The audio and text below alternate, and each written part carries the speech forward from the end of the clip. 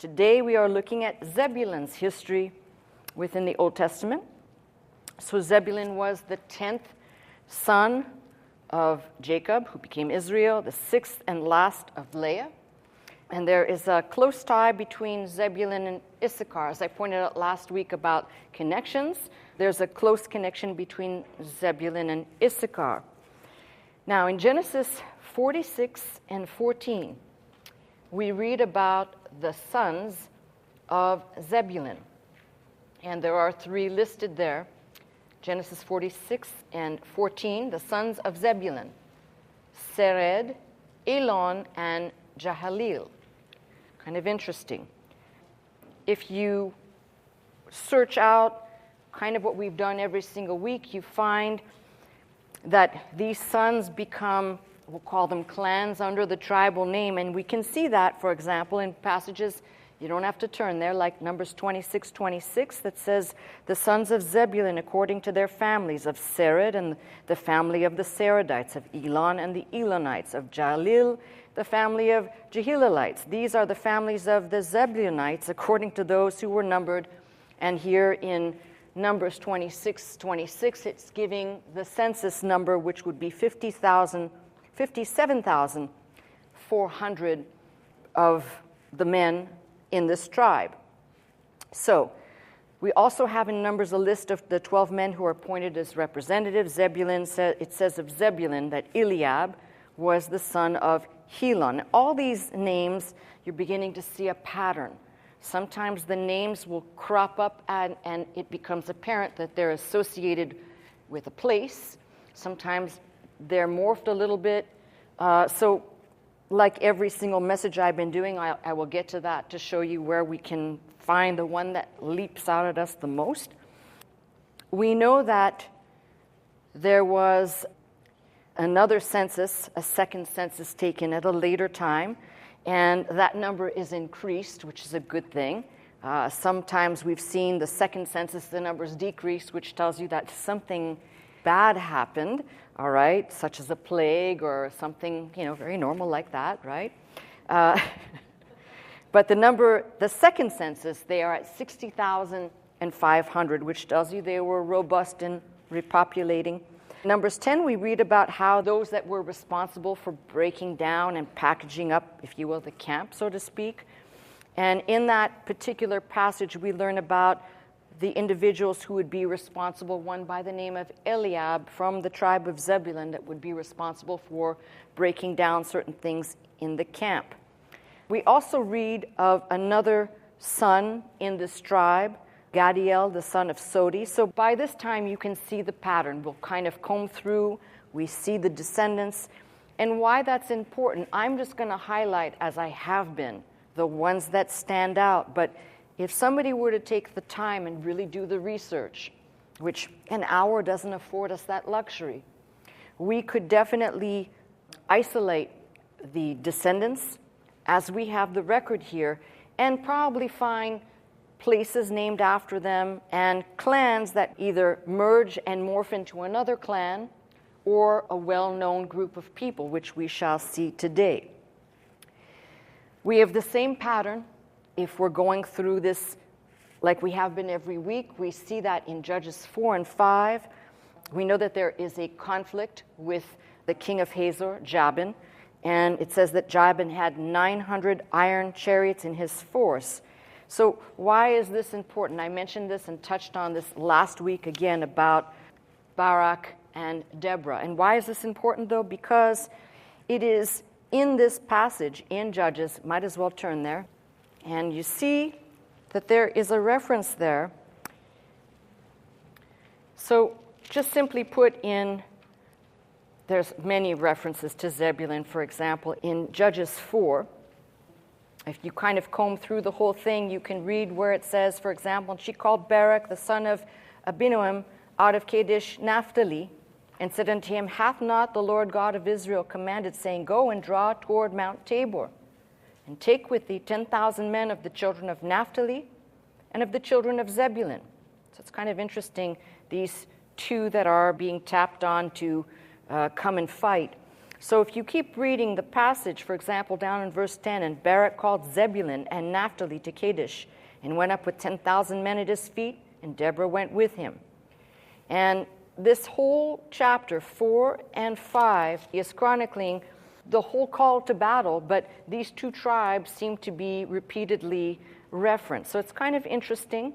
In the 5th chapter, for example, in the 18th verse, it says, Zebulun and Naphtali were a people that jeoparded their lives unto the death in the high places of the field. The kings came and fought, then fought the kings of Canaan in Tanakh by the waters of Megiddo, and they took no gain of money. They fought from heaven.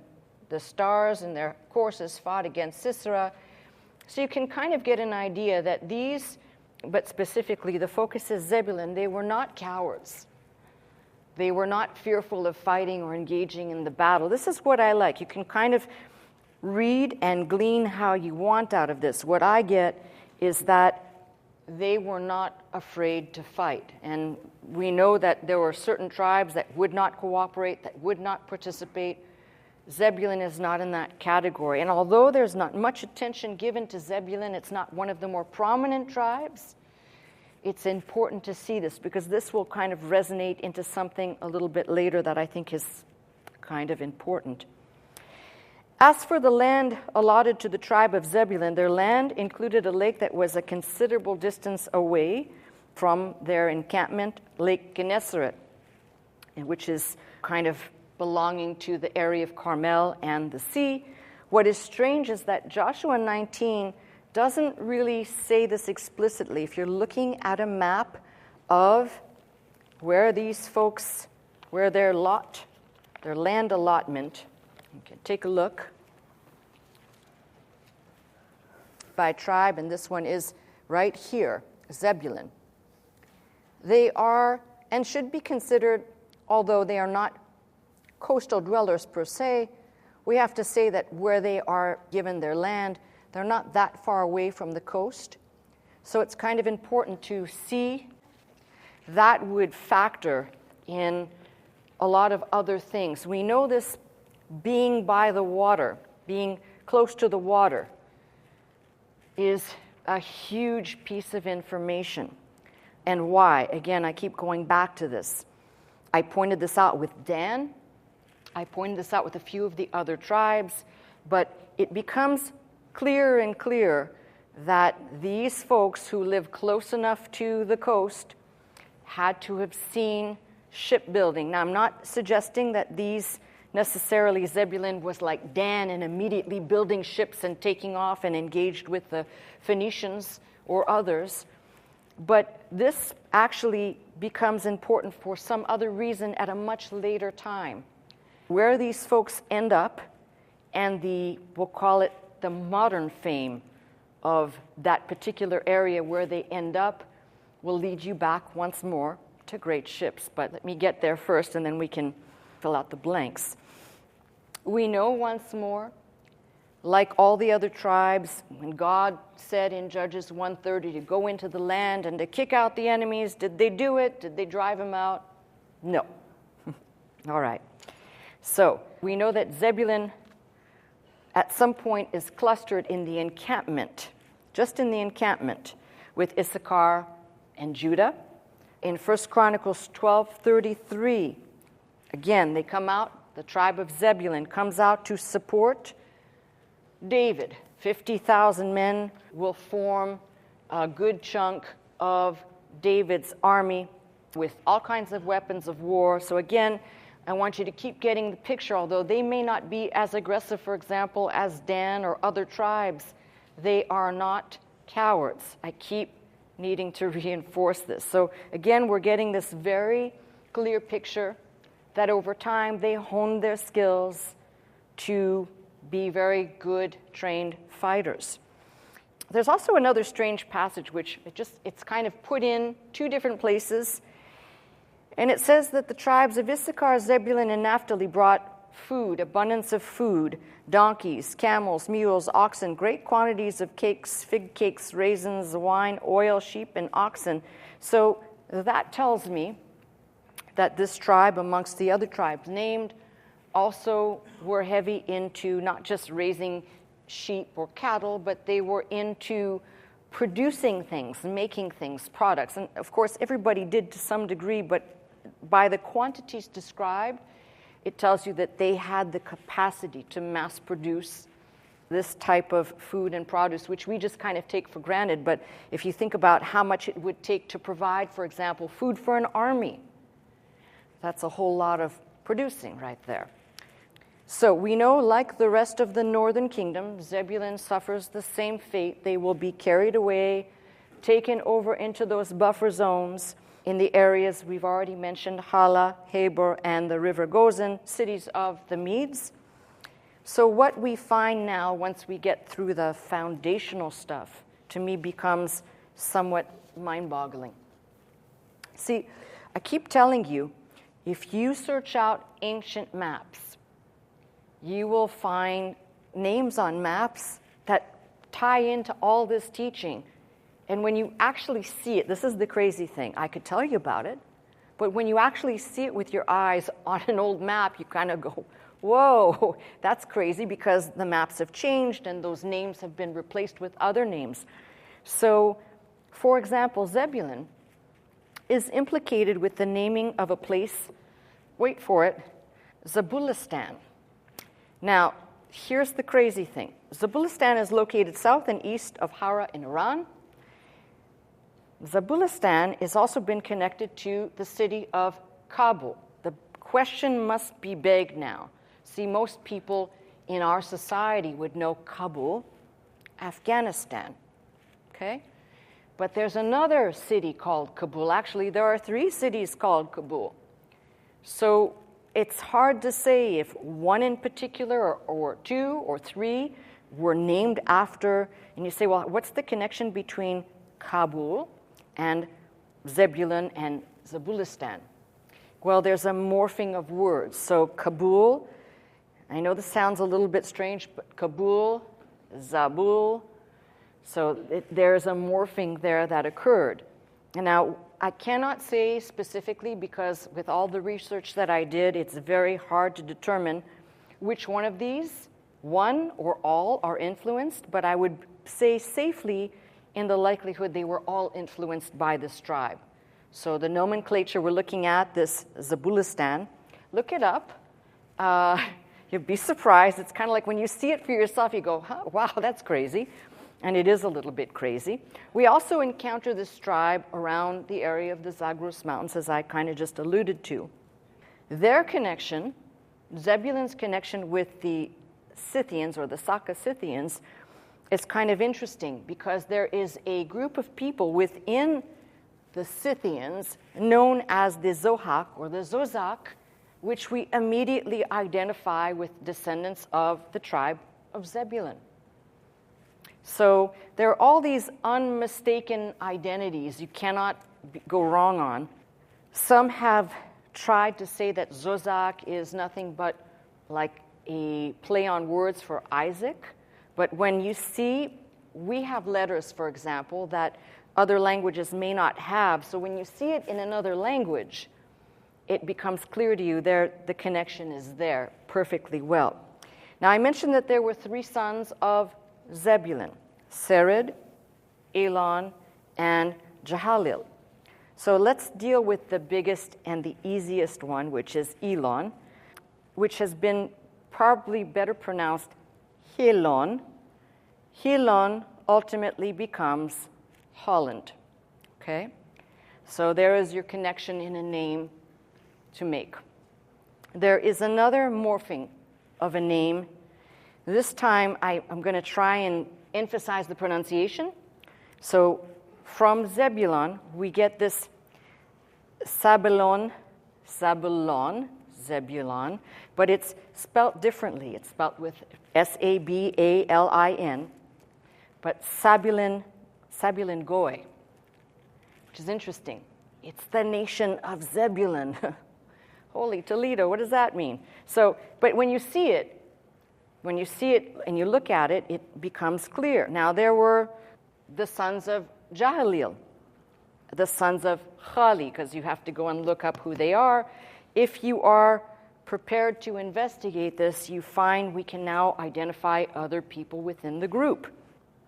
Of equal importance is what the patriarch Jacob, Israel, said regarding Zebulun. Zebulun shall dwell at the haven of the sea, and he shall be for a haven of ships, and his border shall be unto Sidon. Now, I'm going to say this just plain and straight out. This description is very clear. We can see the Dutch people there. And you say, well, how so? Safe haven for ships, which you've got to start looking at that area of Holland and understanding a lot of what happened. And even in our more modern history, we'll see that as well. But there are other things to look at, of course. With borders like Switzerland or Belgium, it would be easy to say that these people did fan out beyond the realm of just a little swath of land. We know that the land definitions as we know them today were not as they were in antiquity. So people crossed over lines or over into other countries, but we have a concentration of Zebulun in this geographical area that we're isolating. Just look at the map and say, okay, Holland right there, and then there's a fan to the areas around it, surrounding areas. As I said, we know that there was a commingling of the tribe of Zebulun with the Scythians, and we know this because of a previous message about the invasion of the Franks around 200 AD. By 500 AD, we have a mix of Jutes, Angles, and Saxons that will flood the land, the general area where we've already talked about. But by 600 AD, the Franks will be moving for control and influence into other territories. So it's said that the reputation of these people who settled in Holland was such that the likes of a person like Peter the Great went to learn the art of shipbuilding to the descendants of Zebulun. Now, if you are a little bit savvy in the area of boats and modern construction, the northern European area is still today famed for its shipmaking. Most of the modern, we'll call them, they're like tanks made in northern Europe. They are famed for that in this day and age, renowned for their shipmaking. So it's kind of interesting that there were some prophetic words uttered about haven for ships. So just food for thought. This tribe also made things like glass textiles, the dyeing of fabric, some of the finest metallurgy for its time. And there is a prophecy also about Zebulun, speaking about the hidden treasures in the sand. And I had to do a translation, so it may not read quite like that in your King James. But I ask you something, what comes from sand or is hidden in sand? So you could say oil. Oil comes from the ground. We know that at this point there were territories referred to as such as the Dutch East Indies, all right, known as one of the richest supplies at the time, Indonesia. So we're seeing, when I say there's a big fan of these particular people, they did spread out. So start in Holland, look at the map, and then watch how things spread. One more treasure in the sand. Think about this, diamonds. Now, that seems like a strange way to say treasures in the sand, diamonds, but don't focus on my words, focus on the concept of mining what they dug out of the earth to go along with the prophecy. And we know that, for example, Amsterdam, along with Belgium, were famous for cutting diamonds, cutting and setting them. They were famed for that. South Africa used to be a Dutch plantation. So again, we have the far reaches of oil, diamonds, and liquid gold from another source, cattle and dairy. So a lot of people forget this, but these people were also famed for their dairy products. Now, you kind of have to look at the contribution that each one of these groups will make, and it's pretty good. Then there's a very strange event that I'm going to tell you. And this strange event it's strange because for those of us who have studied Bible history, you might say, how come I never heard of this? Look it up. Look it up, and you'll see perhaps why. But there was a very famous Dutchman. His name was Koster of Haarlem. actually from Holland. The date of, he lived between 1370 and 1440 AD. He is considered to be the Gutenberg before Gutenberg. Because we know when we've studied the history and the transmission of the Bible, you know, we can say, well, yes, for example, we know that the Chinese were printing and doing all sorts of things before Gutenberg was. But here's a kind of a tragic story, and as I said, look it up. Apparently, the story goes like this. Sometime in the 1420s, Coster was carving letters from tree bark for his grandchildren. And he saw the imprint that the letters had left in the sand. So he got an idea. He invented some ink that didn't run, and then started to toy with movable type made from lead and tin. Now, his shop, called the Haarlem Hout, was burned to the ground in 1426 during the Hook and Cod Wars. That must be something fishy, right? Couldn't help it. But if you're not sure about what I'm telling you, look up this individual. You will see a great statue erected to his likeness. The name would be Lorenz Janszoon Koster, Belied Lorenz Janszoon Koster. And the inscription beneath the large male statue in Latin reads as such: Typographi letteris mobilis e metallo fusis inventor. So you might say, well, how do I believe this? Well, you got to hear this. So this gentleman had an assistant working in his shop whose name might be familiar to you. His name was Johann Faust. So if you know the story, if you don't, please read the story of Johann Gutenberg and the Gutenberg Bible if you don't know the story. But apparently Johann Faust was this man's assistant.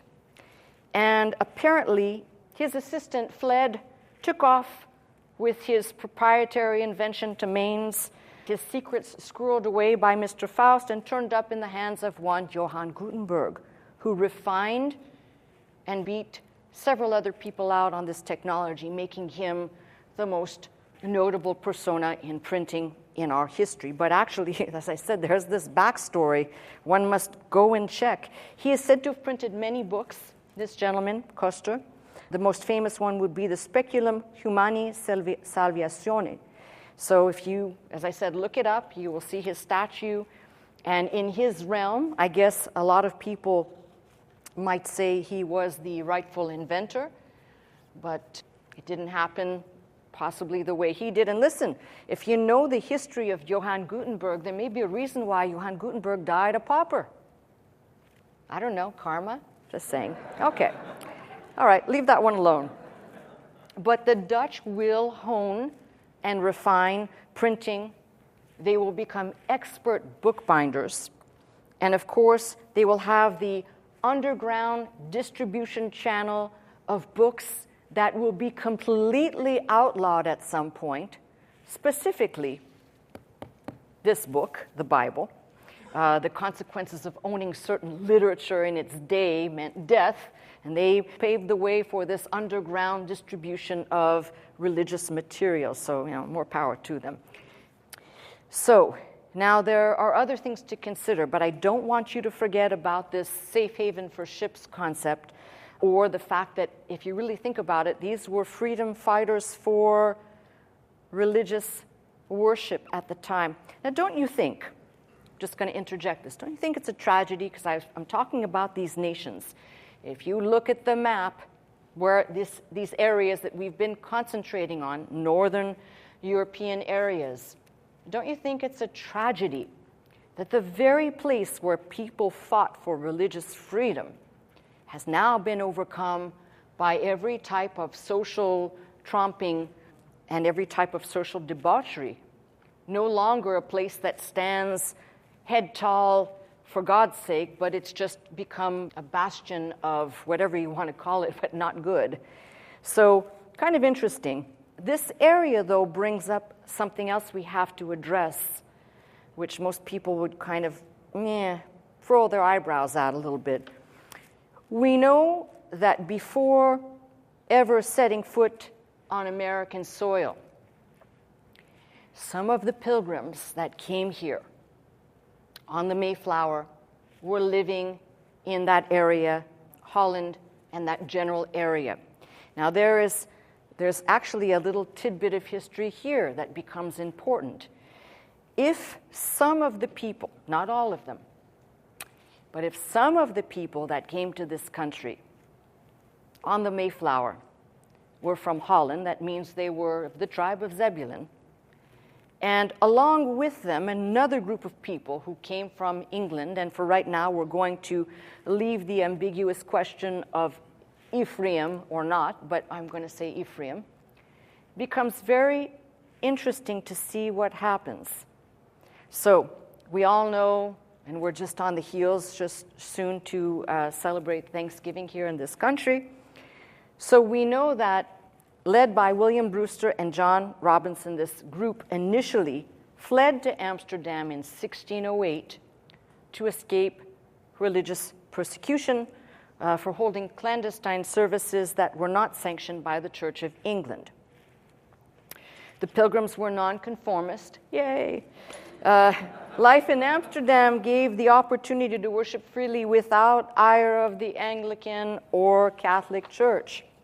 But that soon gave way to theological, it's always like this. People start off with, this is a good thing, and then suddenly you have to get people who want to put their 2 cents in, and theological issues begin to make division and spin-off groups within the group that soon became the norm. So they became fighting factions within this group of people that were seeking to separate themselves, separatists, from the religious organization, or we'll call it hindrance, that they were in England.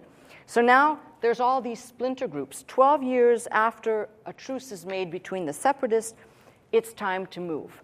So sending the word back to the congregation in England, it was decided that they would all travel to Virginia, America, to set up a new community there.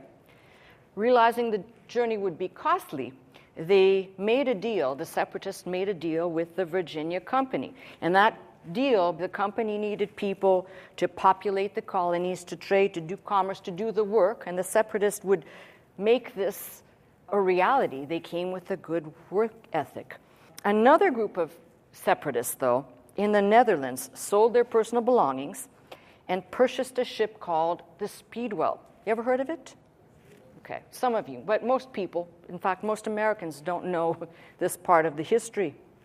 So the Speedwell was a pine hull square sterner built in England in 1577, a light warship originally called the Swiftsure, and this ship participated in the Spanish Armada. It made a trip to the Azores and was eventually decommissioned and renamed the Speedwell. So what happens is the rest of this becomes interesting. The folks that are going to go on the Speedwell, they set off from Delfshire in England to rendezvous with the Mayflower sometime in early 1620. Actually, they had several delays, so their departure ends up being July 22nd, 1620. Those on board the Mayflower set off, having been granted permission to leave, and this is where it gets interesting. The ships rendezvous, and the Speedwell begins to take on water just barely clearing the English Channel. They bring it in for repairs. The repairs don't work, and 300 miles out at sea, she starts taking on water, and they know the ship is going to sink. So they clamor. Some of the people at this time on the Speedwell will leave because they're frustrated with everything that's gone on, and others will make their way onto the Mayflower. And this is important if we're going to look at who's who in this country and who came here first and what they did. We can know that some part of the 102 souls that were on board the Mayflower were a combination of peoples, some from England, some from Holland or / Amsterdam. So this is important. Time and money for the Mayflower to make its journey are running out. Anyway, the Mayflower, I'm not sure that a lot of people know this, the Mayflower almost sank on its journey here. And what did they use? This is the cool part. What did they use to keep the ship going and keep it afloat? Very interesting. Someone had brought with them a printing press to print Bibles. And that is what they used to keep the ship together, to keep it afloat. I think that's kind of a remarkable thing, that they were seeking religious freedom, and the thing that would give them the new life and the new land, the Bible, and the printing press was the vessel used to keep them safe and get them here. We know that they made landfall closer to Cape Cod than Virginia, and the rest, as they say, is history. The settlers drew up a mutual document called the Mayflower Compact, signed by 41 men who were on board the ship, agreeing that they would cooperate for the general and greater good of the colony. Man, what happened to that? If this is America, this is the problem with people not learning history. We can be in the most divided and uncomfortable state. We can be in the peril of life. If we could come together with this type of a mindset, they established a constitutional law and the rule of majority. And this is what I will tell you. It is almost, we know from our history, it's almost a miracle that these people made it through the first winter and survived. And we know many of them died and couldn't make it through the rough winter. If you've ever been to New England, you know what winters are like in New England, and I'm not even going to try and imagine whether it was colder or warmer. I just know I was in New England, and I know what winters are like, and it's almost close to hell, all right? They might have been saying, what, we left our homeland to come to hell? But what I love about this, though, is we do know out of the 102 souls, there were people, as I said, that came from England, and those that came that are heralding out of Zebulun. There is no doubt about that. So that begs another question. And the question that cannot be answered today, but that begs to ask, we have to ask this question. If those folks settled here, we know other people will come and other people will repopulate this country, but it begs the question then, how do we get, if people are doing the interpretation, how does America become Manasseh? So you have to stick around for that. I'm not going to give you the answer today. That wouldn't be right.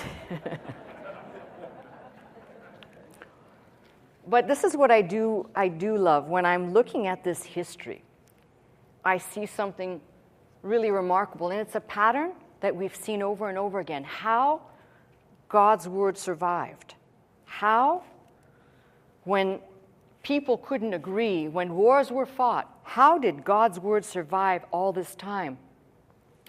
And you'll have people to this day who will argue about the English version and say, well, you know, the King James, I prefer this, I prefer that. We already know the Bible was not written in English, hello, so it doesn't matter. But what does matter is the fact that it survived, that when these people came here, and if you know the history of the printing of the English Bible in America, it then just makes it so much more rich to recognize, remember the history I just gave you. If this gentleman, Koster, was the Gutenberg before Gutenberg, these people came with knowledge and expertise, obviously bringing their own printing press with them. So there's something very, I want to say, it is definitely God and God's hand in history. And try and think of this in another way. Imagine if the folks that decided to come to this country were not from England and were not from Zebulun, but from some other walk of life, and maybe we wouldn't have had people coming here bringing their faith and their religion here and therefore their Bibles here. And when we talk about the founding of this country, that's why all of this is important. It matters. Once we begin to forget what battles were fought, why they were fought, how they were fought, who fought them, the ability to say that we're here and we're not an accident, that the remnant of the Church of Jesus Christ that exists today is not an accident, but from generations and decades past of people that came, preserved, propagated, and perpetuated. That speaks volumes to me. While I recognize a lot of our Muslim friends talk about the, if you want to call it, the purity of the Quran and its transmission, I would say a greater miracle, if you think about it, a greater miracle is when we look at our Bibles and the concept of what we'll call broken telephone, but in writing, could have occurred. Now, we do know that the English Bible has some oddities because of our linguistic differences, but in the big picture, it's close enough.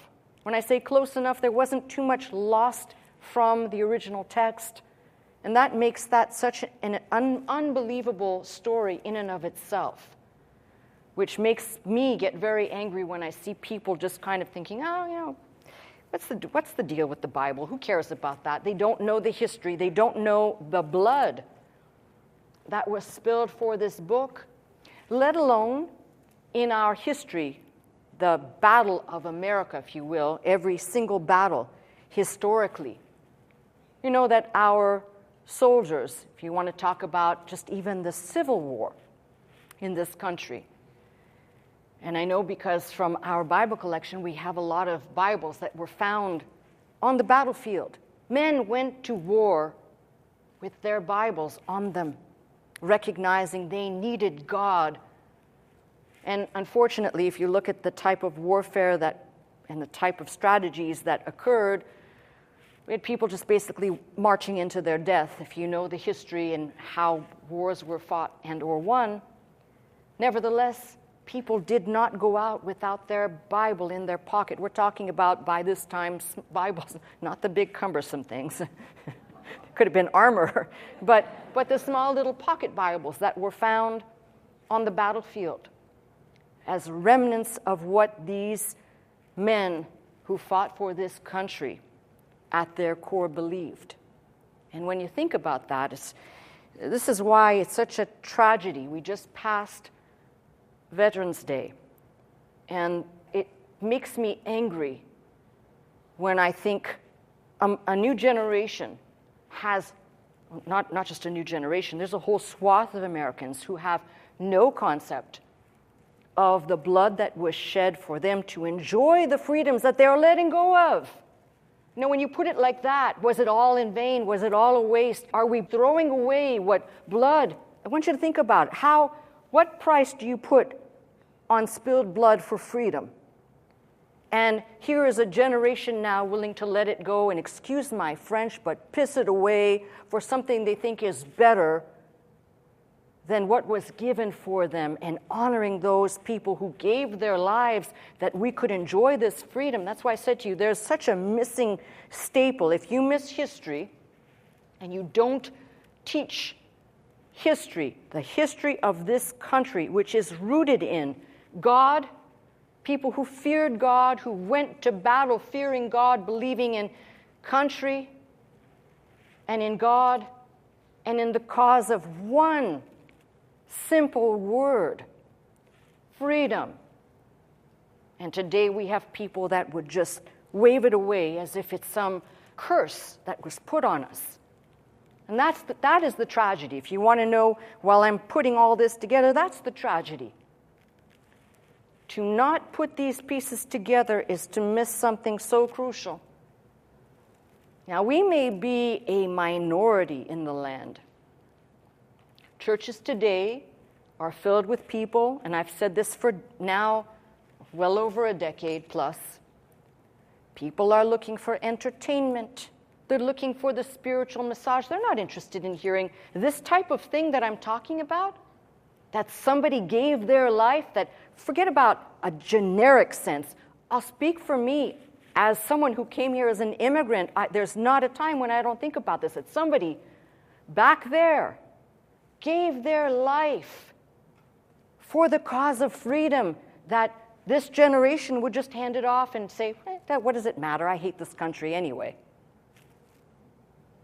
And that's why when we're looking at this, it's important to understand where we came from, how we got here, And to keep, I'm sorry, for the young folks, you might find this absolutely boring, but to keep reminding people that there is some honor.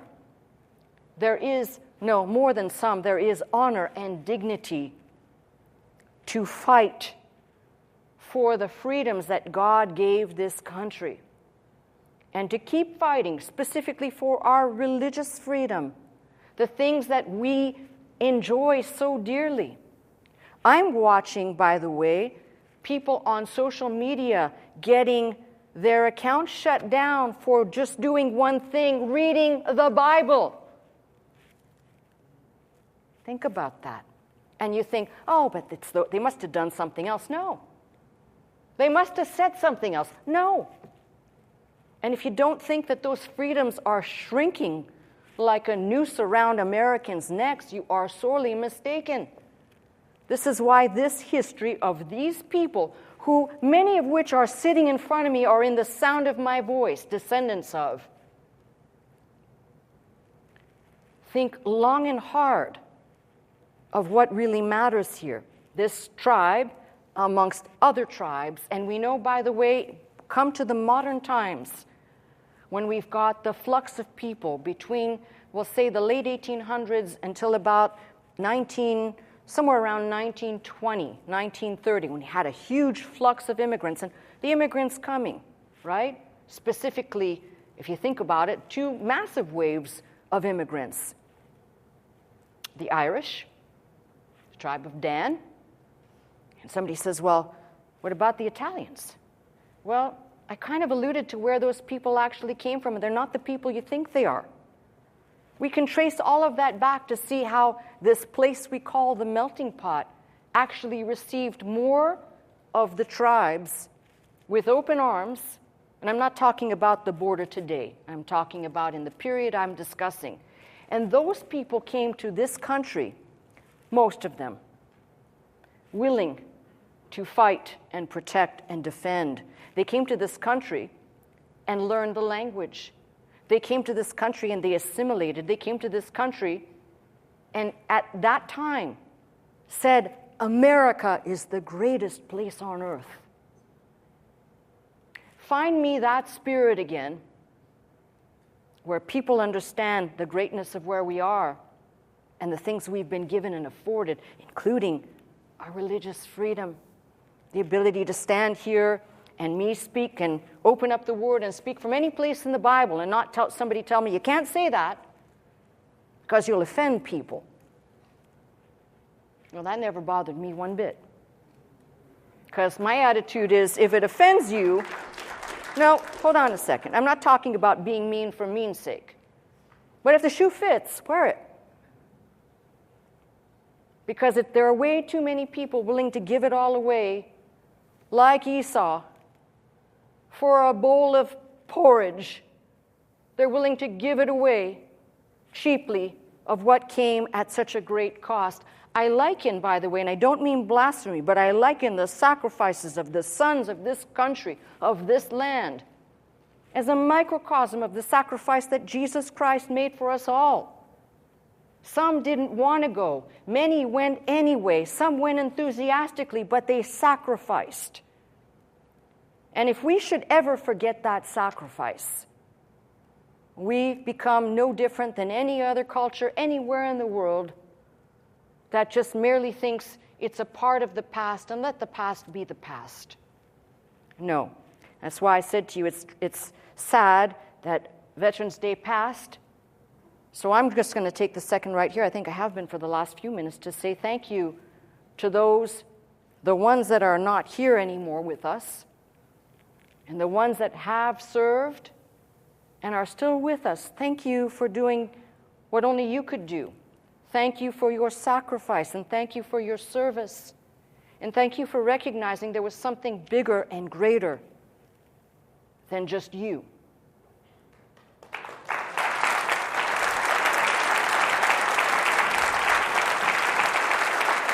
Now, Zebulun. Zebulun has something interesting to it.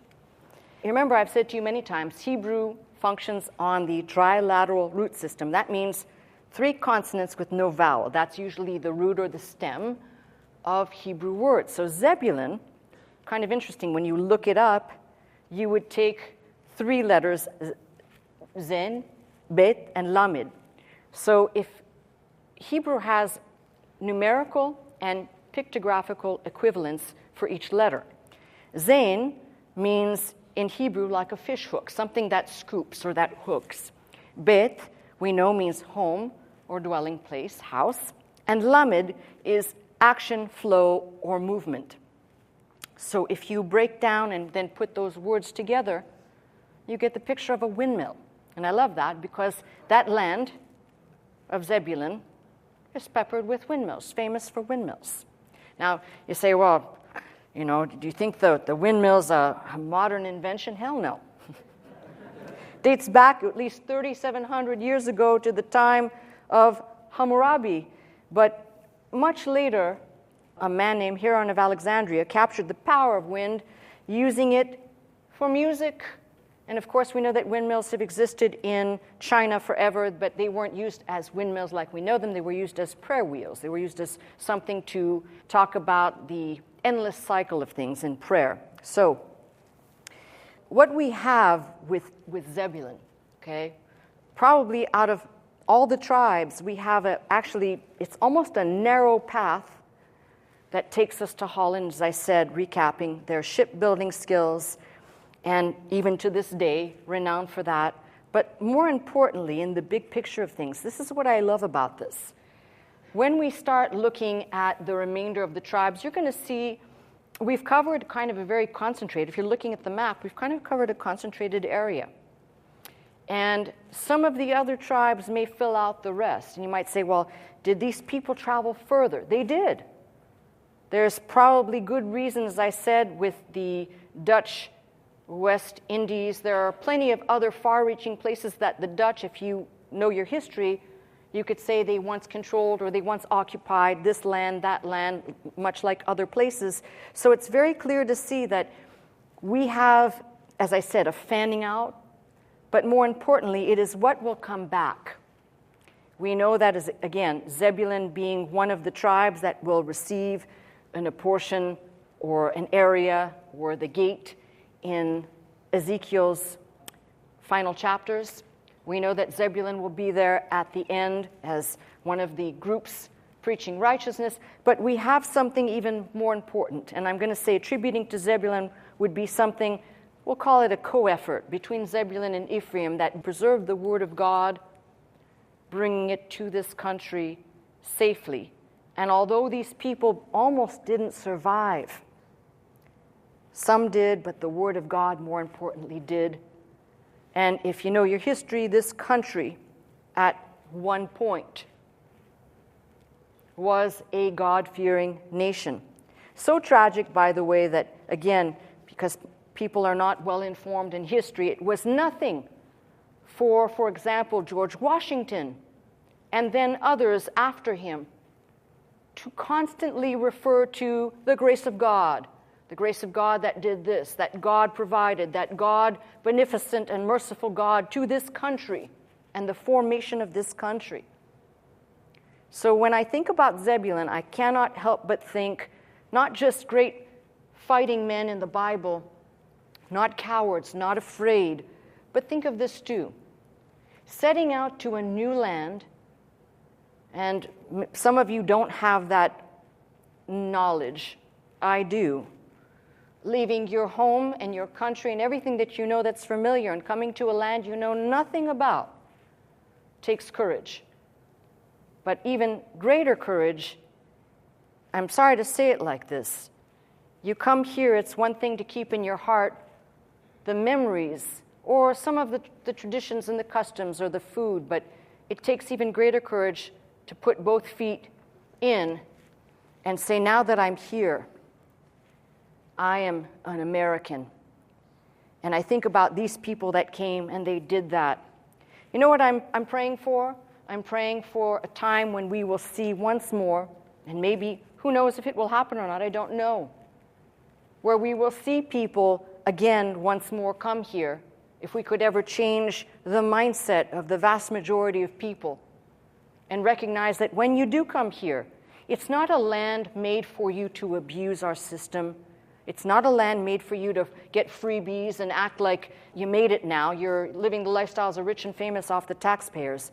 But rather, you come and you do what our forefathers did.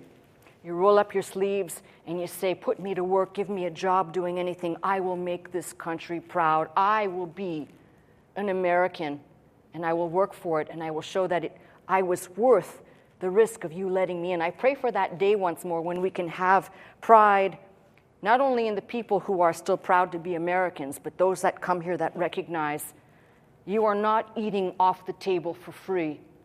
You can't freeload forever. And at some point, you may hate this idea. I believe the criteria for being able to come here, this would quell a lot of this stuff. You must serve in the military. You want to come here? You want to come here? You want to enjoy this land? You better be prepared to fight for it.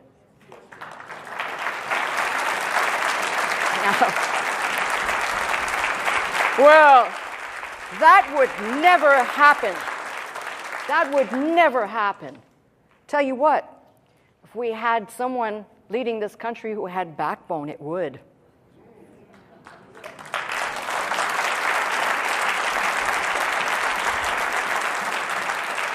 Now, back to the Word of God briefly here, because I'm trying to stay focused.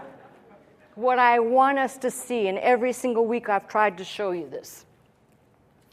You know, you look at these places now, and we've looked at places like Ireland, and we've looked at England and some parts of France, and today Holland. We've looked at some different areas, Spain, for example.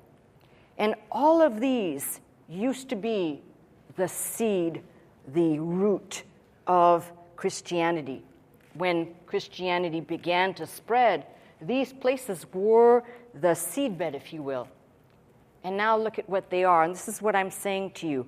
I believe that when God calls and says, it's time, this is the last call, He will use people that are familiar. In other words, it wouldn't be like Jesus coming in the flesh. He had to come in our likeness so we would be able to see Him, know that He looks like us, even though He wasn't exactly like us. I think the same thing will hold true for those who will be preaching in the end, to be able to have the same tongue, the same language, to be able to communicate with those people in their capacity. And I believe God's design is unfolding as we speak. And you may say, well, it doesn't look like it right now. That's right. But then, isn't that a lot of what God has done, where it doesn't look like it, and then you're very surprised at what God does when He actually flips the switch and says it's time. So don't think that the last chapter of any of this, except for the book of Revelation, the last chapter on all this has not yet been seen, and especially even for this country. Just mark my words on one thing.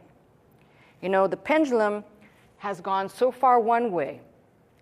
I'm not praying for the pendulum to go so far the other way. I'm just praying for the pendulum to come back to the middle. And I believe with enough people praying for this country, I think that's a possibility. Now, the rest really is up to God. The question that more people ask me on a regular basis is, God done with America? I want to say in my heart of hearts, I don't believe so. If that was the case, none of us would be here. None of us would be interested. There would be no churches. We'd all be like the rest of the country, pretty much. But I think the important thing is that God's not done. And these little pockets of churches that exist today, they exist for a reason. God is still calling people. He is still bringing people into the church. We're seeing this. I'm seeing this in all the years of standing here in front of you, to see how it doesn't mean people are going to come and stay. It doesn't mean that people are going to come, stay, and be here for the duration. But I'm seeing more people coming and listening and tuning in, which tells me that God is still actively doing this drawing that only He can do, which tells me His hand is still in control of what's going on here. Don't think for a minute God is done. He's not. Neither am I, but right now I'm going to leave my message to tell you, if you are like me, and you're looking at all the things around us and you're thinking, how can this work out? Remind yourself of one thing. Just like Jonah being called to go preach repentance in Nineveh, and he didn't want to go because he knew what was there. But the minute he went and was obedient to God, what happened there? They repented. Now, it didn't last. Now, anybody looking at Jonah's mission to go and preach to these stout-hearted people would have said, don't bother. No one's going to hear you anyway. Why are you wasting your time, Jonah? But eventually, when he was obedient, God took his obedience and made it matter for a purpose. That's all we have to be concerned about. God will make it matter for his purpose if we do our part and act in faith and obedience towards his word. So I'm hoping and praying that this particular message will take root with some who just think it doesn't matter. It does. And God still cares, and it still matters to him, and he's still in control. That's my message. I'm Pastor Melissa Scott, pastor of Faith Center, Glendale, California. I teach every Sunday morning at 11 a.m. If you'd like to attend services with us, simply call the 800 number, that is 800-338-3030, to join us. If you'd like to watch, listen, and learn 24 hours a day, simply log on to our website at www.pastormelissascott.com.